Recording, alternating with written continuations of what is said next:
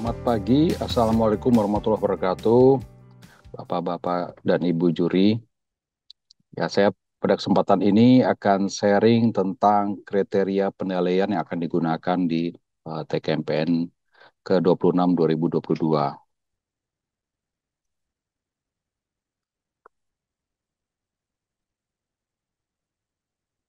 Ya, jadi dalam TKMP kali ini ya kita akan menjumpai berbagai bentuk inovasi ya, eh, QCC, QCI, QCP, QIC, Six Sigma, mungkin eh, QWM, ya QSI. Nah, ini kita perlu paham bagaimana cara menilai dari tiap bentuk inovasi ini. Ya, bahwa nanti mungkin saya kurang paham ya, apakah Six Sigma akan ada atau mungkin Quality Workplace Management juga ada. Nanti kita lihat ya. Saya akan terangkan kriteria secara lengkap ya di yang pernah kita buat terkait ke TKMPN. Nah, kalau kita lihat dari posisinya, ya di sini kita mesti pahami bahwa untuk QCC itu eh, orang atau tim yang orangnya anggotanya kerja di tempat yang eh, sama ya. Jadi mungkin dari satu bagian atau satu fungsi tertentu. Nah, itu QCC ya, mungkin kita semua sudah tahu ya. Terus kemudian ada QCP ya. QCP ini antar fungsi dan biasanya bedanya dengan QCC, kalau QCC itu biasanya kumpul kemudian mengidentifikasi masalah di tempat kerjanya, tapi kalau QCP itu biasanya eh, temanya itu sudah ada dulu, artinya mungkin ada permasalahan atau ada peluang, nah manajemen membentuk tim di mana anggotanya itu dari beberapa fungsi yang relevan dengan project itu, makanya namanya quality control project. Kemudian kita lihat di kanan ini ada QCI atau SS ya, Quality Control Initiative ya, ini perorangan atau mungkin satu orang didukung dengan mitranya untuk lakukan kegiatan improvement. Ya, misalnya orang HRD mau bikin improvement, tapi terkait IT ya, didukung support sama IT misalnya. Tapi di beberapa perusahaan kadang-kadang ada juga SSG ya, jadi QCI tapi grup ya, dan itu mungkin bukan dari tempat yang sama seperti QCC, tapi juga tidak persis seperti QCP yang project yang eh, ditetapkan oleh manajemen, ya ada project yang penting terus disusun. Nah, ini jadi kalau KCI Group itu mungkin lebih ada beberapa pihak yang punya inspirasi untuk lakukan perubahan yang sifatnya mungkin tidak terlalu berdampak banyak ke proses secara global ya. Tapi SS Group itu tidak banyak ya. Saya kurang tahu apakah nanti akan ada. Kemudian ada lagi QIC ya, Quality Innovation Concept. Nah, bedanya dengan QCP, QCC, dan QCI, Quality Innovation Concept ini eh, tidak ada siklus PDCA-nya ya. Jadi outputnya itu bukan standar baru, tapi outputnya hanya proposal, hanya usulan. Nah, makanya saya digambarkan di sini putus-putus ya. Jadi hanya proposal terkait suatu ide inovasi, yaitu namanya Quality Innovation Concept, makanya namanya konsep. Kemudian ada lagi bentuk inovasi yang pojok kiri bawah ini, Quality Workplace Management ya. Ini sebenarnya 5S ya, Seri Seton, Seso, Seketsu, Setsuke ya, atau 5R, mungkin di Indonesia banyak populer disebut 5R. Nah, ini kita bahasakan supaya bahasanya seragam ya, kita pakai quality juga ya, Quality Workplace Management. Nah, nanti ada kriterianya khusus. Kemudian ada yang terakhir Quality Strategic Innovation ya, KSI. Nah, KSI ini proyek yang dari pimpinan ya, jadi proyek besar. Nah, tapi kriterianya tuh agak berbeda dengan yang lain ya. Nanti akan saya jelaskan seperti apa kriterianya. Oke, mungkin ini detailnya, bukan detailnya ya, pengantar tentang apakah QCC ya. Eh, jadi tim kecil dari lingkup kerja yang sama yang dengan sukarela mengadakan pertemuan untuk melakukan kegiatan. Ya, ini bentuk bentuk klasik ya dari kegiatan tim improvement. Kemudian ada ya QCI tadi saya sudah jelaskan ya, si SS atau satu orang dan mendukungnya atau dalam beberapa kasus ada perusahaan yang membentuknya jadi grup ya. SS Group. Kemudian ini QCP, nah, ini dibentuk berdasarkan kebutuhan proyeknya, antar fungsi umumnya. Kemudian KIC ya, ini tadi proposal inovasi. Nah, ini mungkin menjelaskan sedikit tentang bedanya KIC dengan yang lain ya. Ya, kalau yang lain mungkin KCP itu siklusnya PDCA, Plan Do Check Act. KIC itu hanya plan saja, jadi dia tidak diterapkan di eksekusi ya. Nah, tapi plan ini mungkin kalau kita jabarkan lebih detail itu ada 4 tahap ya. Menentukan aktivitas sama dengan QCC dan lainnya. Analisis masalah, ya kurang lebih mirip. Analisis solusi, ya juga lebih mirip. Tapi plus empatnya ini lebih ke studi kelayakannya. Jadi diharapkan itu kegiatan KIC ini outputnya proposal yang sudah matang ya. Jadi artinya saat manajemen memutuskan akan menerapkan, ya tinggal terapkan saja gitu. Ya, jadi bukan nanti mesti dikaji lagi ya, mesti kaji bagian dari KIC ini. Tapi mungkin aja ada tim KIC yang usulannya masih mentah, ya boleh aja. Tapi tentunya kita nggak bisa kasih nilai tinggi ya dibandingkan tim yang sudah melakukan analisis-analisis kajian atau prototyping atau apa modeling. Nah, kira-kira ilustrasinya mungkin seperti ini ya. KIC itu memutar PDCA dengan catatan do check act-nya tuh dalam level simulasi atau modeling ya. Jadi lakukan do check act juga, tapi lingkup terbatas, lingkup kecil, cuma untuk memastikan bahwa inovasi atau usulan inovasi ini layak untuk diterapkan.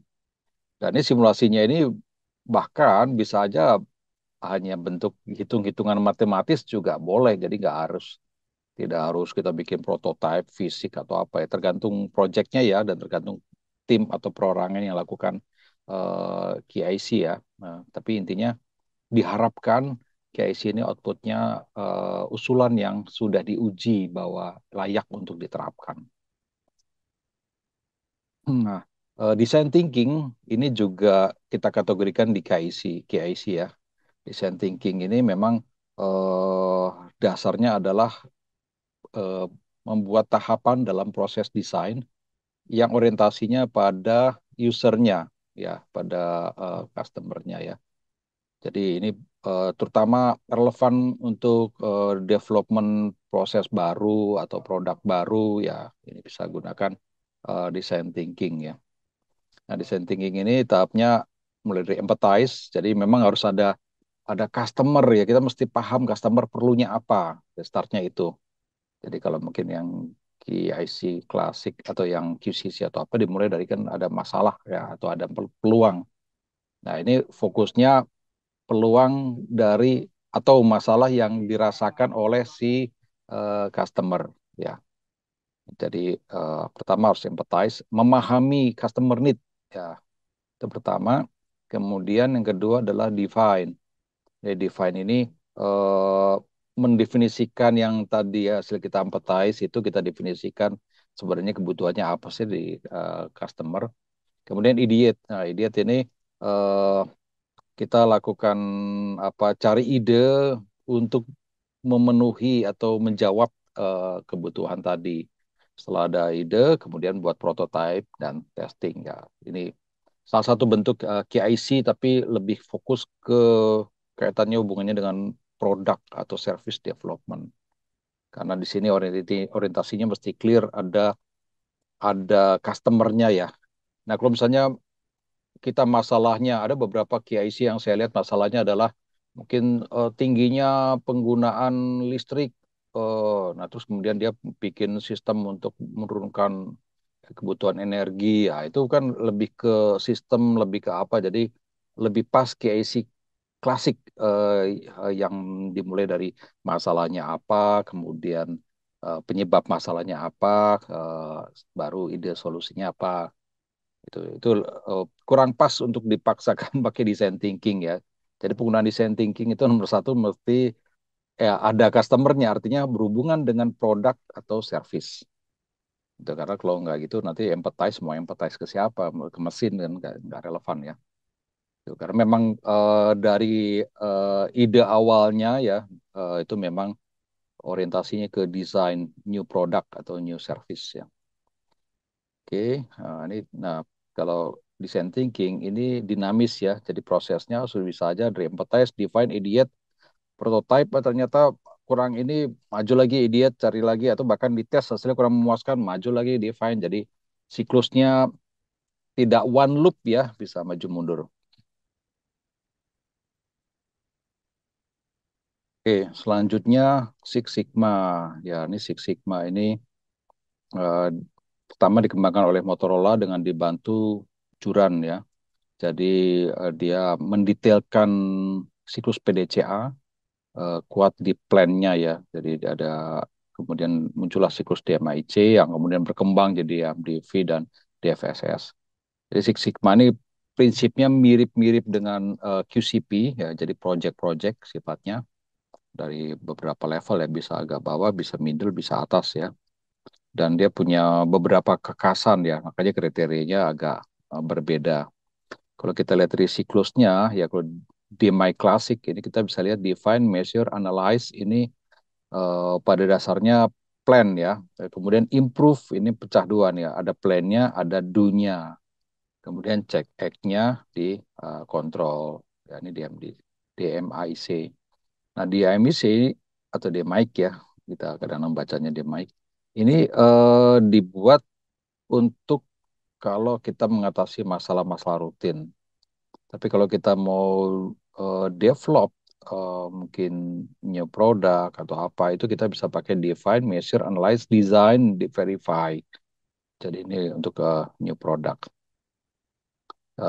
Sedangkan kalau mau desain new process, new apa disebutnya DFSS ya, Design for Six Sigma. Artinya sejak awal perencanaan prosesnya semua itu udah memastikan bahwa nanti eh, apa produk ini, terutama produk yang bisa juga jasa ya, itu nilai sigmanya tinggi.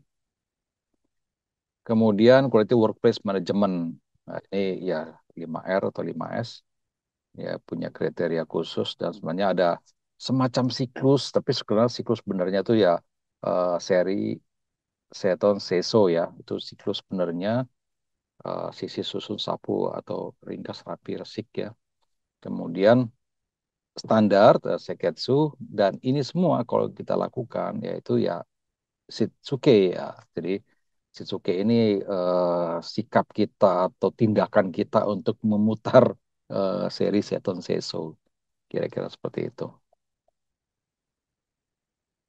Oke, selanjutnya ada KSI ya, Quality Strategic Initiative.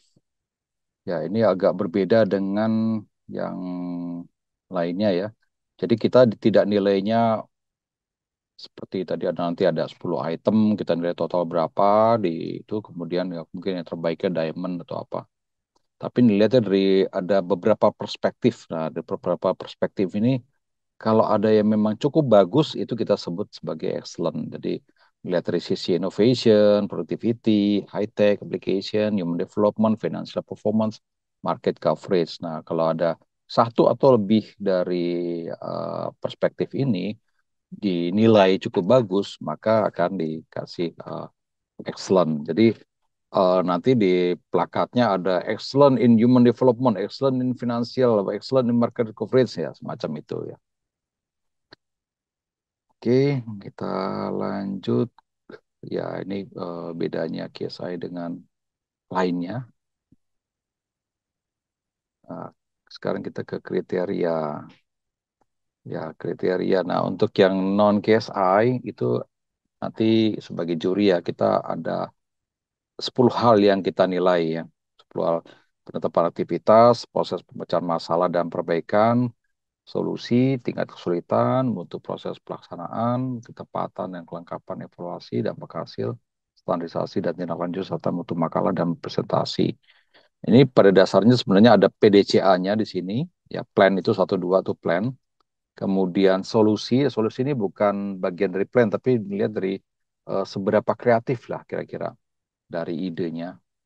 Kemudian tingkat kesulitan dan mutu proses ya bagian 4 dan 5 ini do. Kemudian 6 ini cek ya ketepatan melakukan evaluasi.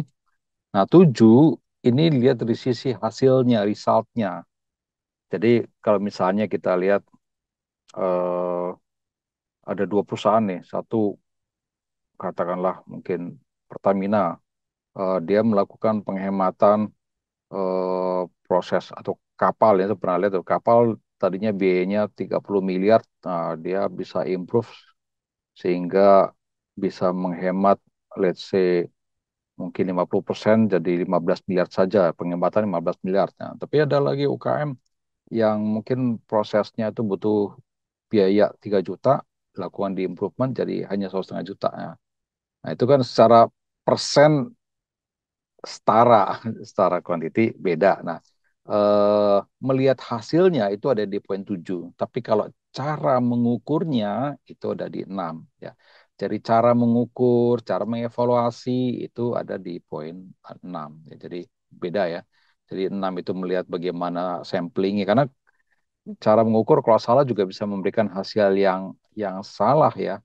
Misalnya eh, kita lihat ada di kemacetan di tol saat mudik Lebaran, terus bulan April misalnya, terus kemudian lakukan improvement, inovasi.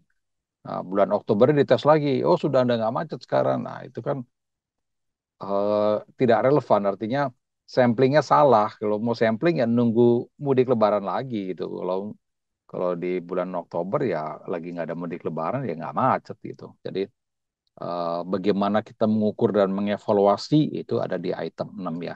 Resultnya di item 7.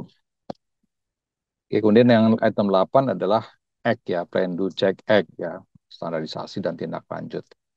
Kemudian yang 9 itu eh, makalah. Nah, ini makalah ini dilihat ke bagaimana penyajiannya ya. Jadi kalau konten informasinya itu mungkin ada di 1 sampai 8 konten isinya ya. Tapi kalau misalnya oh ini tulisannya nggak jelas, grafiknya nggak jelas, mungkin susunan urutannya kurang kronologis atau apa, nah itu ada di poin 9 untuk makalah. Kemudian 10 untuk presentasi ya. Ini murni bagaimana tim melakukan presentasi. Nah, tapi yang menarik gini, pada saat kita menilai mutu presentasi, bisa terjadi ada informasi-informasi baru yang terkait 1 sampai 8 ya, yang kita baru dapat saat kita lihat presentasi. Nah, itu mungkin item 1 sampai 8 ada perubahan karena kita lihat presentasi. Jadi biasa terjadi gitu. Jadi kita lihat presentasi, ternyata dari situ, oh ternyata hasilnya seperti ini, ternyata caranya begini. Nah itu bisa saja ada informasi-informasi baru yang di makalah kita tidak lihat, tidak temukan. Nah, ternyata presentasi baru terungkap. Nah itu bisa merubah nilai di yang 1 sampai 8.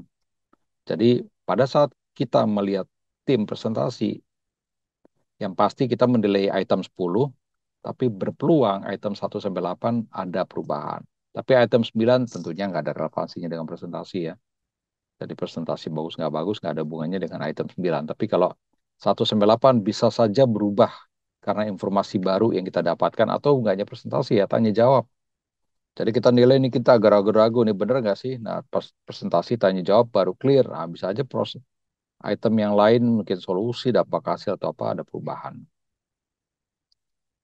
Oke, nah, juri menilai 1 sampai 10 ya. Eh, ya kita mungkin di tingkat nasional ini banyak ke ya 6 sampai 10 lah mungkin. Mungkin agak sering kita pakai angka 7 8. Tapi juga gini, jangan terlalu pemurah. Artinya gini, kita sebagai juri harus punya skala di kepala kita. Yang satu seperti apa, yang 10 seperti apa. Nah, tim ini berapa gitu. Jadi kalau kita tidak punya ide untuk kasih masukan, artinya ini udah bagus bener ini. Kalau suruh kasih masukan untuk lebih bagus lagi, saya nggak punya ide. Ya udah kasih nilai 9 atau 10.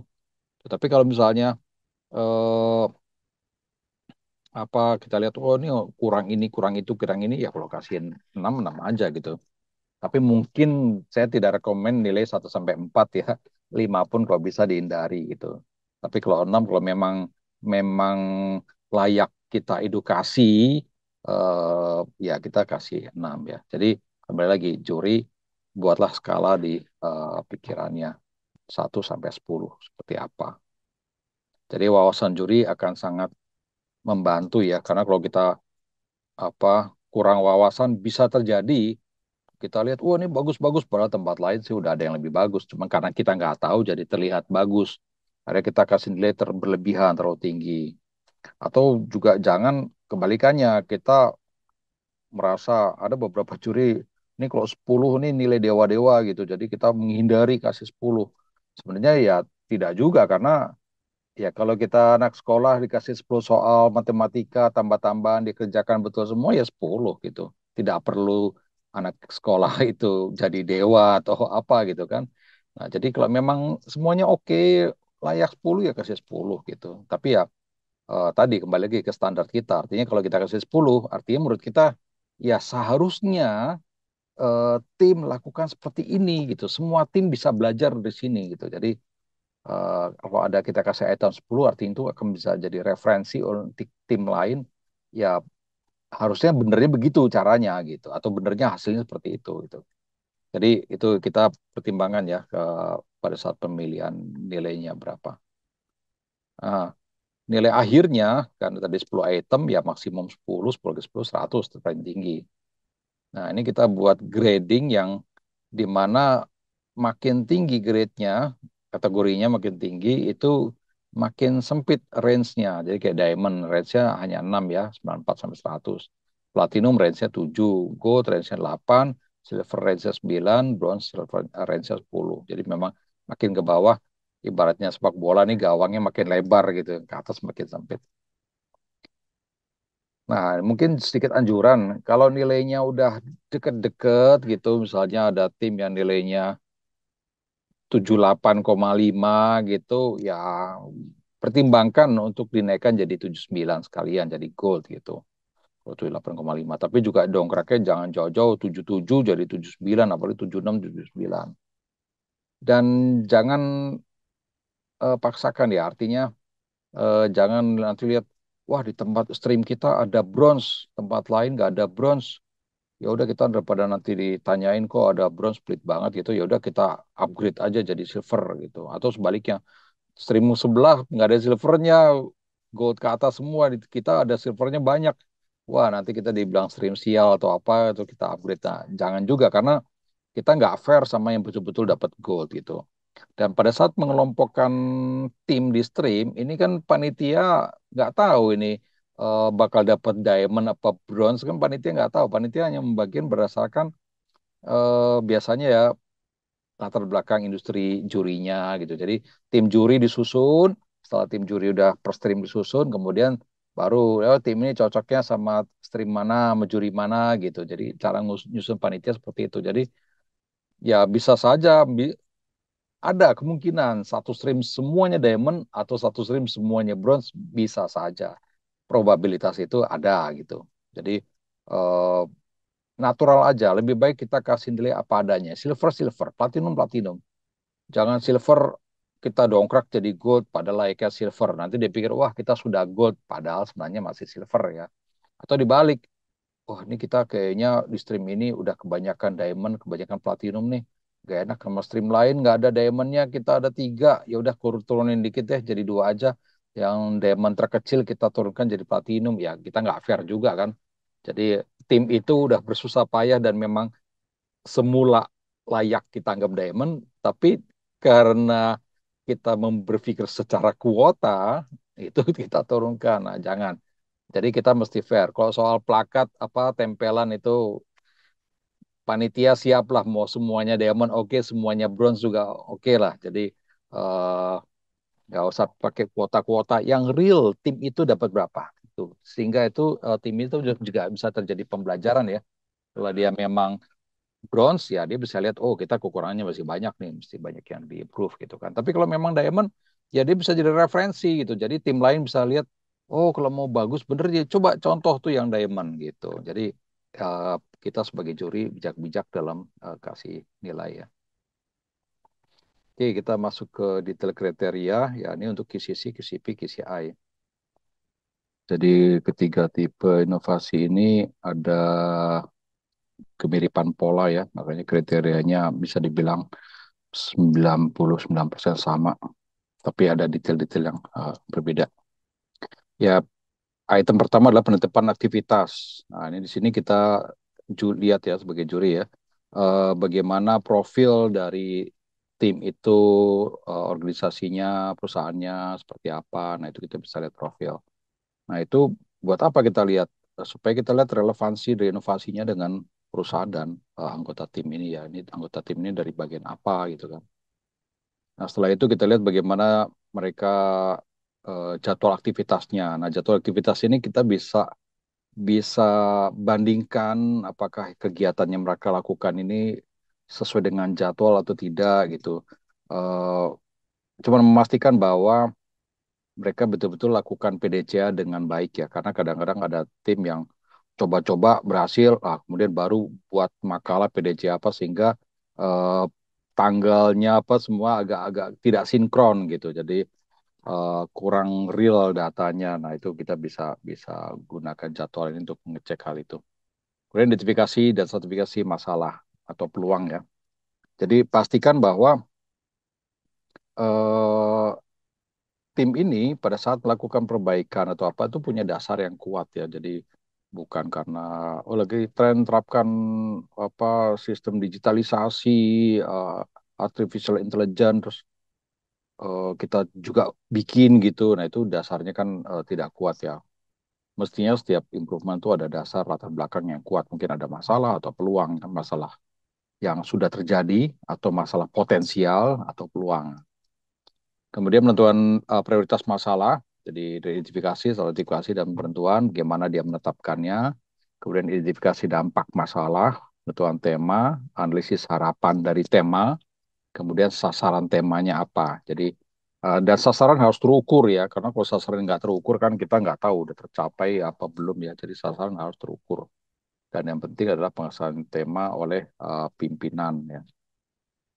Oke, selanjutnya adalah proses pemecahan masalah dan perbaikan. Nah, di sub item ini atau di item ini ada beberapa sub ya. Yang pasti pertama ada tinjauan objek masalah. Jadi diharapkan ini tim eh, sebelum melakukan atau menetapkan akar penyebab, mereka tinjau dulu eh, tempat ke terjadinya masalah ya, atau TKP ya kalau di polisi ya, tempat kejadian perkara ya, olah TKP lah, olah TKP atau Gemba kalau di Jepang. Nah, itu dilihat dulu. Nah, dari situ bisa ditemukan beberapa kemungkinan penyebab, dibuat list, dipetakan, dan kemudian dianalisis dengan datanya apa-apa data ya. Nah, bisa aja sih dalam memilih akar penyebab, kadang-kadang ya ada tim berdasarkan kesepakatan. Jadi menurut kesepakatan tim, maka akar penyebab yang dipilih atau yang prioritas adalah A, B, C ya. Boleh aja, tapi tentunya nilainya jadi tidak terlalu tinggi ya, karena yang dia butuhkan, yang diharapkan tuh ya memang ada analisisnya bahwa itu ada fakta bahwa akar penyebab yang terpilih ada hubungannya langsung dengan masalahnya. Nah, kita dalam mengatasi masalah kan tentunya dengan cara menghilangkan akar penyebabnya. Oke, terus kemudian setelah akar penyebab jelas, nah, ada pemilihan solusi. Nah, diharapkan tim juga mengembangkan alternatif-alternatif, jadi nggak solusi-solusi tunggal gitu. Alternatif-alternatif, makin banyak alternatif, tentunya makin baik. Tapi case tertentu mungkin alternatifnya cuma satu ya. Kita lihat kasusnya ya. Nah, kita lihat bagaimana tim mempertimbangkan alternatif-alternatif solusi, menganalisis dan memilih solusi terbaik ya. Solusi yang paling efektif, mungkin paling cepat, mungkin paling murah, atau apa, ada pertimbangannya. Kemudian setelah solusi terpilih, nah, diharapkan mereka melakukan analisis risiko terhadap solusi yang terpilih.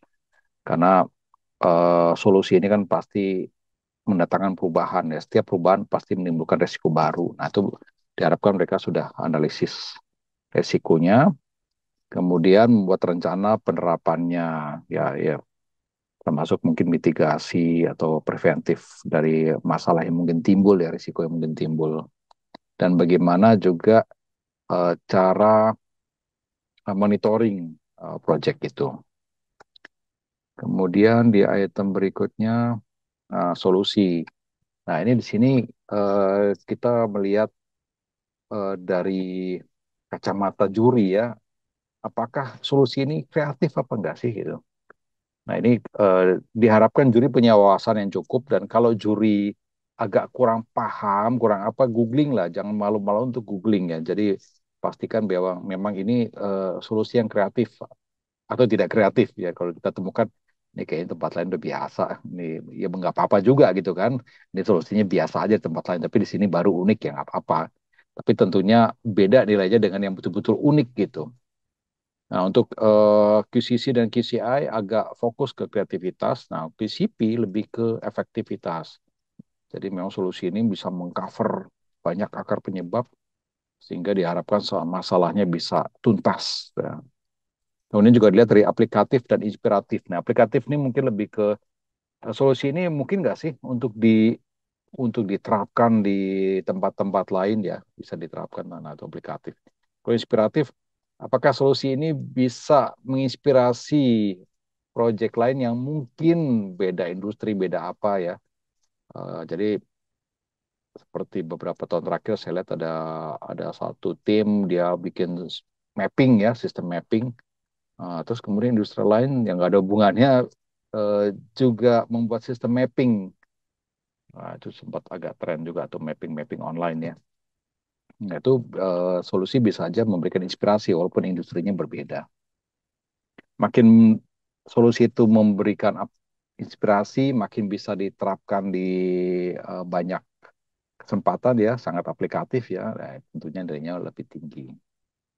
Kemudian tingkat kesulitan. Nah, tingkat kesulitan ini kita lihat bagaimana sih kompetensi timnya ya. Jadi yang kita harapkan ya, jadi si tim ini ada willing untuk meningkatkan kompetensi dalam rangka memecahkan masalahnya.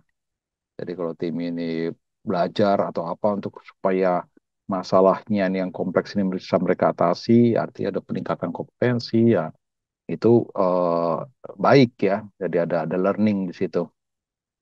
Dibandingkan misalnya tim udah jago-jago tapi masalah sepele gitu.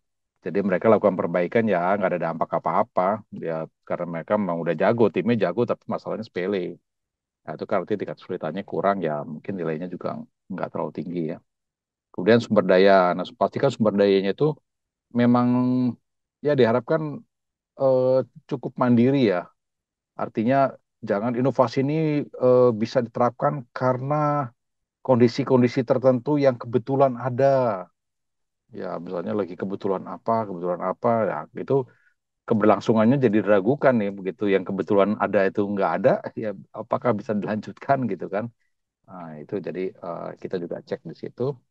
Kemudian bagaimana tim menerapkan rencana dengan baik. Kemudian mutu proses pelaksanaan. Nah, ini bicara pemantauan. Bagaimana tim memantau, ngambil samplingnya, kapan ngambil sampling sebesar apa, cara ngambil samplingnya, ngukurnya seperti apa, dan dipastikan bahwa hasil pengukurannya valid. Nah, itu yang kita nilai di sini.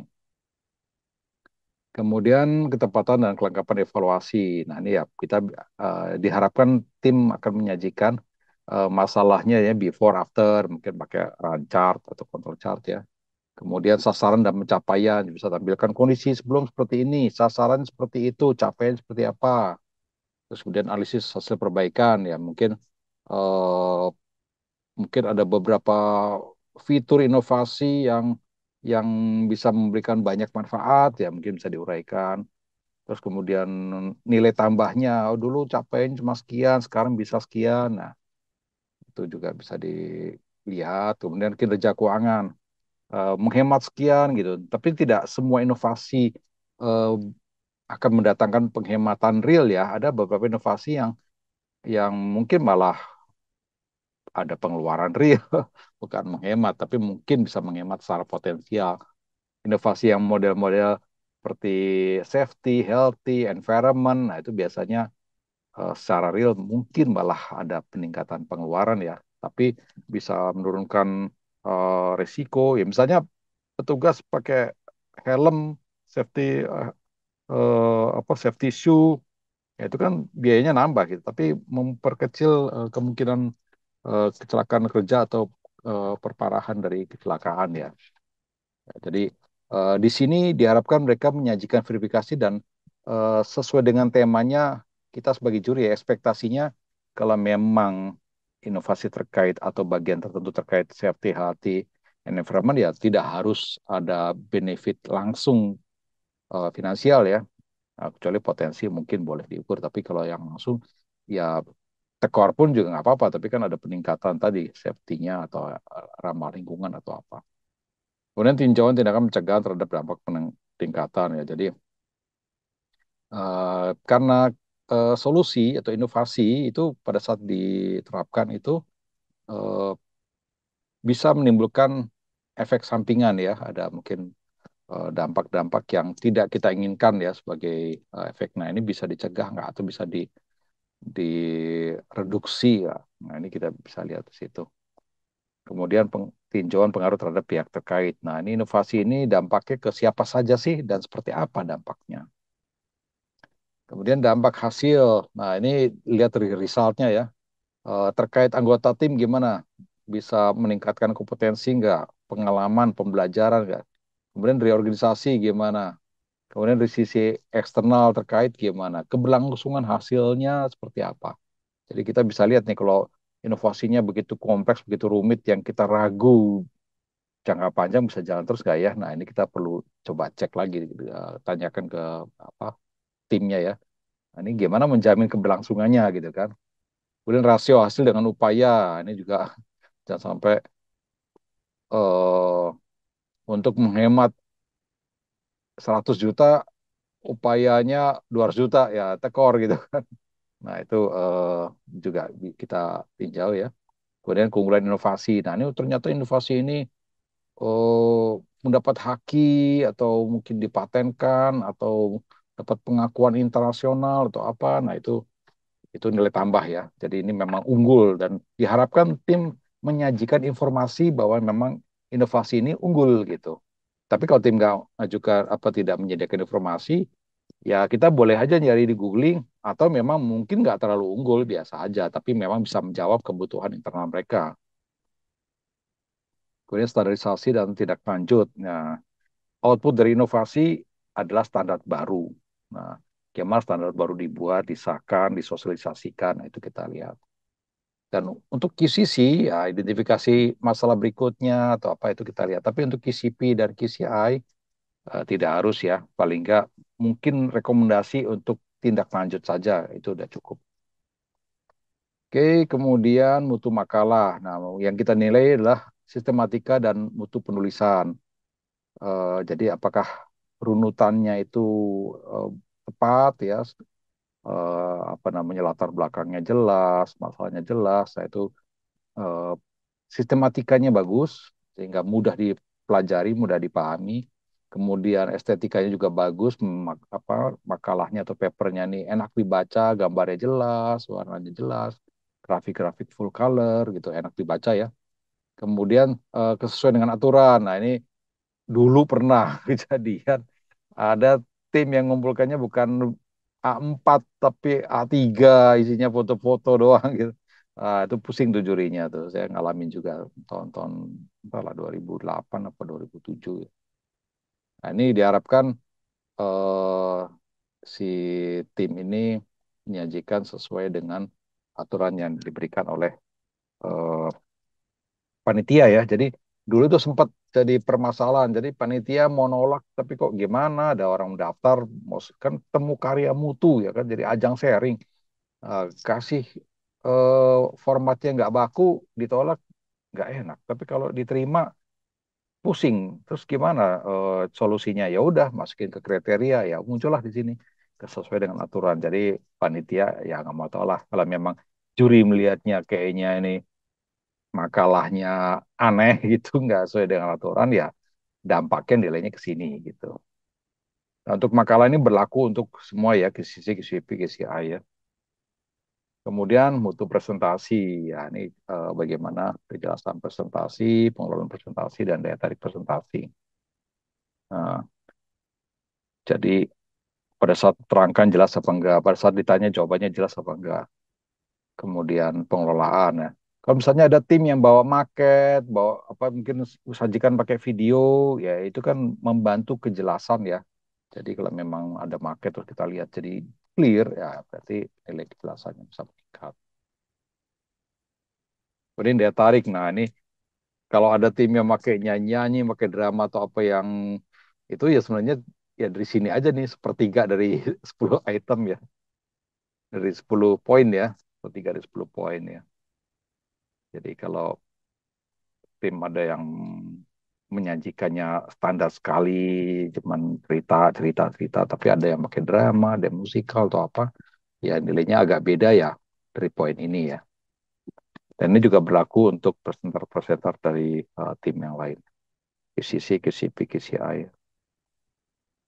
Oke, kita lanjut kriteria penilaian Quality Workplace Management. Nah, ini fokusnya adalah gimana komitmen atasan, gimana sosialisasi, gimana profil tim, gimana jadwal, eh, tinjauan kondisi awal, identifikasi dampak kondisi awal, penetapan tema, dan harapan ya. Oke, untuk proses pemecahan masalah dan perbaikan, ya pertama bagaimana tim merencanakan seri atau sisi atau ringkas. Kemudian bagaimana mengelompokkan barang, menetapkan lokasi dan fungsi uh, tempat penyimpanan sementara ya. Kemudian perencanaan seton atau susun atau rapi ya. Bagaimana membuat format DENA, petunjuk label ya. Kemudian perencanaan SESO atau sapu atau resik, bagaimana merencanakan kebutuhan alat-alat kebersihan, bagaimana bikin jadwalnya ya, memastikan bahwa proses kebersihan bisa dilakukan ya. Itu kita lihat di situ. Termasuk juga jadwal asesmen ya. Kemudian kita lihat solusinya. Nah, ini kreativitas untuk S pertama sampai S3 ya, seri Seton Seso ya. Kemudian bagaimana efektivitasnya dan ada bagian kegiatan diaplikasikan ke area lain. Artinya bisa menginspirasi pihak lain nggak yang beda, mungkin beda departemen atau beda perusahaan atau beda jenis industri gitu kan. Kalau makin bisa makin aplikatif, ya tentunya nilainya makin tinggi. Kemudian tingkat kesulitan, nah, bagaimana kesiapan kompetensi pelaksana, kesiapan sumber dayanya, dan penerapan rencana aktivitas ini tipikal ya sama dengan QCC ya. Ya, kemudian untuk proses pelaksanaan, nah bagaimana pelaksanaan seri, pemilahan, manajemen TPS, pelaksanaan Seiton, kemudian pelaksanaan Seiso, jadwal segala, dan pelaksanaan Seketsu. Ya, nah, bagaimana lakukan asesmen aktivitas 5R, 5R. Ya, ini nilai, kalau tadi perencanaannya, ini pelaksanaannya. Kemudian untuk evaluasi, ya perbandingan before afternya, rencana dan realisasinya seperti apa, kita bandingkan.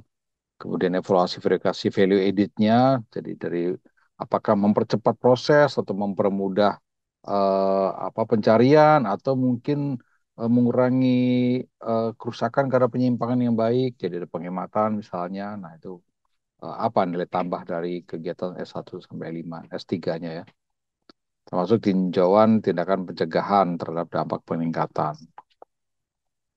Kemudian dampak hasil, nah bagi tim gimana, bagi perusahaan gimana, dan bagi pihak eksternal terkait seperti apa. Ya. Kemudian juga dilihat keberlangsungan hasilnya seperti apa. Kemudian standarisasi, nah gimana standar seri, seton, seso, seketsu, shitsuke-nya. Gimana pengesahannya dan bagaimana sosialisasinya. Oke, untuk yang makalah dan presentasi sama ya dengan QCC ya. Sekarang Six Sigma. Nah, mungkin mungkin di TKMP tahun ini tidak ada Six Sigma ya, tapi kita sebagai juri mesti siap ya kalau tahu ternyata ada ya, atau namanya mungkin ya namanya KCP atau apa atau tim apa, tapi ternyata dia gunakan Six Sigma dalam melakukan improvementnya. Nah, kita perlu tahu. Yang pertama adalah item pertama penetapan aktivitas ya, profil mesti clear. Kemudian, nah ini Six Sigma tuh identifikasi critical to quality itu penting. Jadi apa sih yang penting buat customer? Nah itu jadi dasar untuk lakukan improvement. Terus kemudian analisis proses atau pemetaan SIPOK ya, eh, supplier input, proses output, customer. Tetapkan karakteristik CTQ, pengukuran data, dan analisis kemampuan proses ya. Kemudian proses pemecahan masalah dan perbaikan. Nah, ini mirip-mirip KCP juga. Kemudian ya solusi, ya ini juga mirip ya dengan QCP, QCC ya. Dan tingkat kesulitan juga sama polanya. Untuk proses pelaksanaan juga kurang lebih mirip ya. Ketepatan dan kelengkapan. Nah, ini juga isinya kurang lebih sama dengan QCC, QCP, QCI ya. Juga sama ya. Nah, sekarang KIC, Quality Innovation Concept. Nah, yang pertama ya penetapan aktivitas. Ini agak berbeda sedikit dengan QCC, ini lebih simpel ya. Jadi profilnya organisasi, profil tim ya atau perorangan, terus kemudian ada penentuan tema dan penetapan sasaran. Kemudian proses pemecahan masalah dan perbaikan. Nah, ini bedanya dengan KCC. KCC sampai rencana penerapan solusi ya, kalau di sini sampai berhenti di daftar alternatif solusi. Kemudian di solusinya bagaimana kreativitas dan imperatif ya. Kita nggak bisa bilang ini bisa diaplikasikan nggak sih tempat lain atau aplikatif nggak sih? Karena eh, ini hanya usulan ya kita belum tahu persis. Kecuali kita duga-duga ya. Tapi aktualnya kita belum tahu kan belum diterapkan ya. Nah, kalau misalnya gimana tim KIC KIC-nya 2021. Nah, sekarang ikut TKMP 2022 KIC-nya udah diterapkan. Eh, Terus gimana soal kreativitas, soal aplikasinya, apakah aplikatif atau tidak ya? Kita kan menilai kondisi di paper ini paper ini di kurun waktu mana yang mau disajikan. Kalau kurun waktu yang belum diterapkan ya, ya udah yang KIC ya. Tapi kalau udah diterapkan ya, kalau mau ikut KCP apa ke sisi gitu. Oke, kemudian tingkat kesulitannya ya benar-benar dasarnya juga mirip dengan KCC ya. Nah, mutu proses pelaksanaan. Nah, ini agak beda nih. Jadi di sini bagaimana pemilihan metode modeling ya. Modeling ini bisa prototyping, bisa mungkin kalkulasi matematis atau mungkin pakai software bikin modeling. Nah, terserah tergantung proyeknya ya. Pemilihan metode, pembuatan model, pemilihan metode pengujian model, kemudian simulasi dan kalkulasi model konsep inovasi, pemantauan dan pengukuran, validasi dan perbaikan. Kemudian evaluasinya perbandingan masalah dengan hasil modeling ya, karena kita belum terapkan skala penuh ya. Jadi hanya hasil, kemudian sasaran hanya hasil modeling ya. Kemudian sasaran pencapaiannya seperti apa, analisis kelayakannya yang biasanya kelayakan teknis, ekonomis, operasional, legal dan waktu. Dan ada potensi value added apa tidak, potensi pengaruh ada pihak terkait ada tidak. Oke, item 7 dampak hasil. Nah, ini hasilnya kan karena belum belum jadi ya, belum kelihatan hasilnya. Nah, ini ada nggak dampak pengembangan pada individu, potensi penerapan pada organisasi ya, penerapan konsep ya, kemudian potensi penerapan konsep pada pihak eksternal terkait ya. Ini kita tinjau semua. Nah, standarisasi ya outputnya bukan standar, tapi semacam panduan atau proposal, proposal komplit yang untuk manajemen bisa pelajari sehingga diharapkan kalau getok palu, oke kita terapkan, ya ini udah uh, sudah banyak yang sudah kita kerjakan sehingga alih informasi ke yang melaksanakan itu bisa baik. Oke, sekarang yang terakhir quality strategic innovation ya ini agak berbeda sedikit. Nah, penghargaannya ini ada 6 macam excellent ya. Innovation, productivity, high-tech application, human development, financial performance, dan market coverage. Nah, ya untuk excellent innovation, nanti kita lihat nih, eh, tipe inovasinya seperti apa. Nah, kita kasih skor ya. Jumlah inovasinya berapa banyak, apakah ada paten, ada haki, ya. Apakah bisa direplikasi, dan punya keunggulan apa. Nah, itu item. Kalau angkanya tinggi semua, ya mungkin akan jadi excellent di innovation. Kemudian excellent productivity, ya ini persen-persen ya. Peningkatan produktivitas, efisiensi, penurunan waste, ya, cycle time, takt time. Ya. Nah ini kita lihat berapa banyak ya. Kalau memang banyak yang unggul ya berarti excellent productivity ya, productivity-nya unggul gitu, bagus. Kemudian high tech application, nah, ini mungkin mengembangkan AI misalnya, atau Internet of Things, atau robotik, atau cyber teknologi, atau advanced data processing ya. Kemudian human development, nah, apakah ada peningkatan kompetensi di proyek ini, peningkatan produktivitas karyawan, ada apa enggak? Kemudian knowledge management, ada sistem knowledge management apa tidak, peningkatan kesejahteraan stakeholder bagaimana, dan manfaat bagi masyarakat sekitar seperti apa. Ini untuk human development ya. Untuk financial performance, kita lihat revenue-nya, cost reduction, profit, interest rate ratio, atau payback period ya. Itu makin bagus rasionya ya, makin baik. Kemudian market coverage ya, bagaimana dengan customer relationship? Customernya jadi loyal nggak? Atau cuma beli seperlunya? Tapi kalau ada loyalty, brand loyalty, itu bagus berarti. Kita punya project yang membuat customer tuh suka sama brand kita. Jadi bukan lagi beli berdasarkan kebutuhan, tapi ada rasa suka, jadi memang langganan gitu. Nah itu bagus tuh, customer relationship. Kemudian bagaimana customer service? Nah, gimana tim atau organisasi ini, kan karena project-project dari top ya, kita lihatnya bukan tim lagi, tapi organisasi ya. Organisasi ini meningkatkan layanan yang sangat bagus gitu, yang unggul, customer service. Atau peningkatan value. Nah ini value bisa quality, bisa cost, bisa apa, ada value apa yang meningkat. Kemudian customer satisfaction. Nah, bisa nggak inovasi ini akhirnya membuat customer puas ya, sehingga eh, sehingga akan repetitif ya, order lagi. Sama kemudian yang kelima peningkatan penjualan. Nah, peningkatan penjualan, apakah inovasi ini membuat penjualan yang meningkat ya? Bicara jumlah pembelinya ya, bukan angka penjualan. Angka penjualan lebih ke finance tadi. Oke, mungkin sekilas saya sajikan apa ya, kisi-kisi kriteria ya. Nah, mungkin kalau ada yang belum jelas atau apa ya, kita diskusi lah dalam rapat ini, mungkin kita bisa tanya jawab, atau nanti juga mungkin bisa di Lombok kita diskusi ini maksudnya apa sih, gimana pertimbangan sales seperti apa. Nah itu kita bisa diskusi, jadi sama-sama kita coba jawab dan kita respon ya.